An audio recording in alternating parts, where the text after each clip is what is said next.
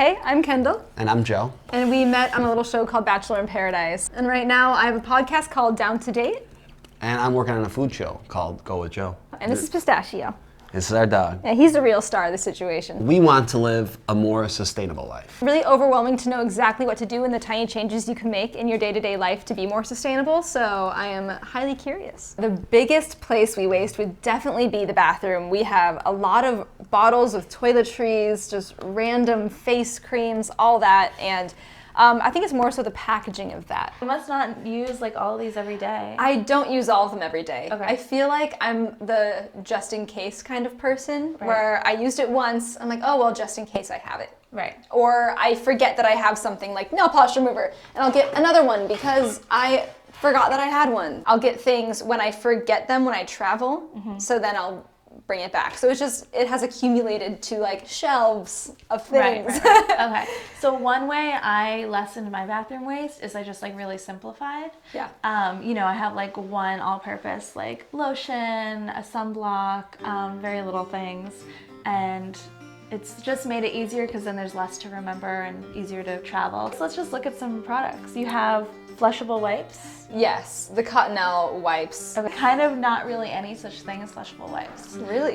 Even the ones that are like quote unquote biodegradable, they still clog up our systems. They're still like basically plastic based, plastic and cotton. So I would definitely steer clear of that. Instead, people love like bidets and that kind of thing. You can even get like a little hose. I would love to get a bidet. Yeah, they have super simple ones. You can just like attach to the toilet. Yeah. They're not expensive. They're super easy and they're fun. Brushes. Yes, I have a lot. I literally have like 5 brushes. I feel like that happens. Like, Yes, it doesn't right? necessarily mean you went out and bought 5. We just like end up with them over time. Yeah. Brush with bamboo makes an amazing, totally home compostable brush. Oh, nice. And I'm gonna give you one. It's Ooh. bamboo and natural rubber. So if it ever breaks, you can just compost it. Well, something that I'm also curious about is like Q-tips. Oh, totally. I have so many. Well, Joe's a big Q-tip user, so I have a lot of these. And I just, it's hard to find alternatives to something like this. What do you use them for, like ears and makeup? Yeah, ears and makeup. I use it for makeup to kind of like, you know, get Okay, makeup so off. there are options that are like an organic cotton that are unbleached. Those are a little pricier. There's also reusable ones, which are better for ears, less so for makeup. Oh, okay, Yeah. okay. So Oh, we good can- to know. Yeah. Yes, So- I have a lot of makeup. Yes. So there's definitely brands that are refillable. If there's something you love that you can't find in a plastic-free version, then I would look at transparency. How is it made? What are their practices? Like, do they test on animals? Yeah, I always try to have no animal cruelty. Yeah, it's like one of my definitely. goals. A lot of the big brands, they're not transparent. It's hard to find. For makeup sponges, I recently found a sponge that is plant-based. Really? And yeah, well, the plant-based sponge is made of plant cellulose, which is like the walls of a leaf, basically. Okay, so it's easily Yeah, so it's, you can just home compost it when you're done. nice. Yeah, and it's not like putting plastic all over your face. Yes. Let's see, what else do you have? Toothpaste. Oh my god, toothpaste. I know, this is probably like It's an really easy big- switch. Well, because you use it a lot. Like I use toothpaste, you know, every day. Twice Yeah, a day, 3 yeah. times a day. Yeah. So Does it, yeah, some of them even have like those micro beads that are essentially plastic. yeah. So I love David's toothpaste, which is a traditional feel, and it comes in a tin tube with like a little key so you can squeeze the last bit out. Okay. But there's also tooth powders, there's also DIY toothpaste you can make. I think tooth health is like the easiest, quickest switch you can make. Really? That's good to know. Do you use floss? Yes. Oh yeah. Floss is where is it? So Joe's big on teeth. So Okay. floss, we do use floss a lot. Okay, so again, that's just like plastic that you're putting in your mouth. Yeah. And all of this, like the toothpaste and the toothbrush, your toothbrush is plastic? Yeah, so well, mine's one of those electric ones. The tops, I'm putting the top in the thing, but yeah, so I use electric toothbrush. It's Okay. plastic as well. So yeah, all that we're putting in our mouths is like shedding microplastics, Oh, wow. which leads to Americans to ingesting about a credit card's weight worth of plastic a week. A week? Yeah, a week. I was gonna say a year. I was like, It's pretty wild. Oh, I wow, think that's so within crazy. a year, it's like a dinner plate full of microplastics. So I'm just eating a whole meal of plastic a And year. for mouth health, I would definitely cut out plastic. We have a biodegradable silk floss. So you can compost it, and you're just putting natural fibers in your mouth instead of plastic. Bamboo toothbrushes. I know people love their electric toothbrushes. I know.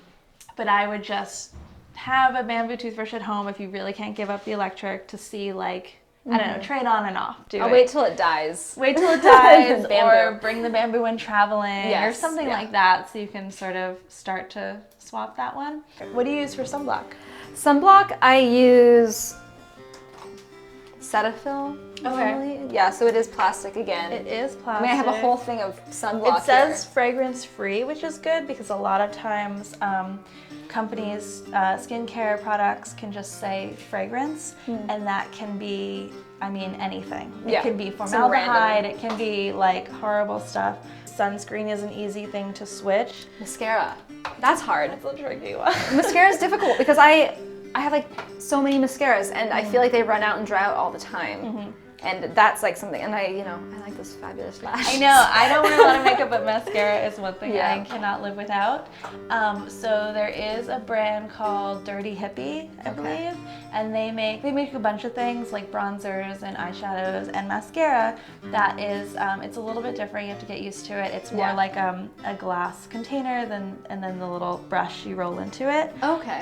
But if you can't give up the mascara, I would say, obviously, buy cruelty-free. Yes. There is a program where you can wash the brushes, and then you can send them to, I can't think of the name, but it's a wildlife program that helps clean the animals from oil spills. Oh, okay. So they use the brushes for like a better purpose. Yeah, Oh, I like so that. that's like a That's nice cool. way of upcycling. Okay. Also, I believe TerraCycle has a like a makeup box or plastic packaging box where you send in any of your plastic waste, and it gets upcycled into smaller plastic pellets that can then be made into other things. So nice. It's kind of just different ways to divert get it from rid the of it landfill, if or you- at least give it like one more life before the landfill, like with the animals. So yeah. Do you use any kind of makeup remover? I Wipes? do, yeah. Okay. Well, not wipes. I have like this liquid that I usually use a Q-tip for.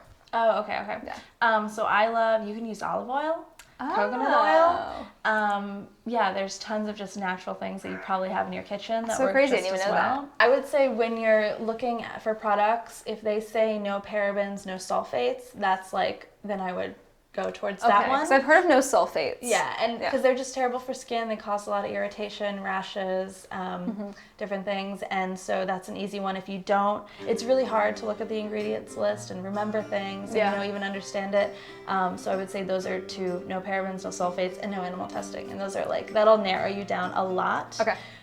Also, there are resources where you can be in the store and whip out your phone and do like scan the barcode, and it'll give you a rating. My note to you would be like, don't, if this is all stressing you out about what's harmful and nasty, I would say like, you've been using this, I wouldn't just get a garbage bag and like toss everything. Yeah. Use it as you will, it'll run out, and like maybe the next time you run out, or the next time in your new store, you'll have like more resources to buy the better products. Yeah.